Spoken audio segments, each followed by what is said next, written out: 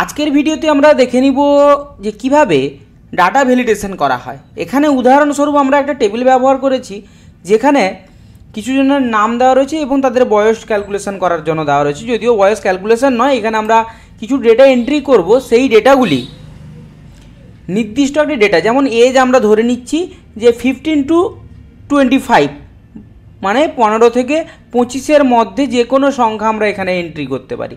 তো তার জন্য আমরা প্রথমত এই সেলগুলিকে সিলেক্ট করে নিব। সেলটিকে সিলেক্ট করে নেওয়ার পরে আমাদের ডাটা টেবিলে ক্লিক করতে হবে।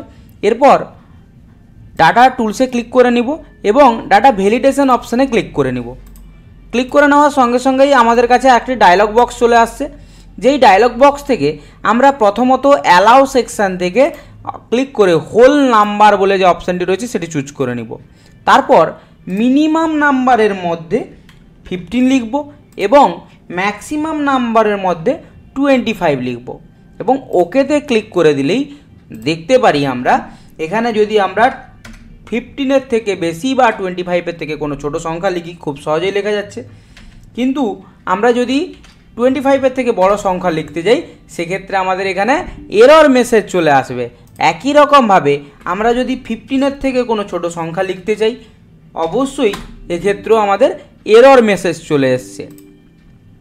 এই ধরনের আরও ভিডিও দেখতে গেলে আমাদের চ্যানেলটিকে সাবস্ক্রাইব করুন এবং আমাদের ফেসবুক পেজটিকে ফলো করুন।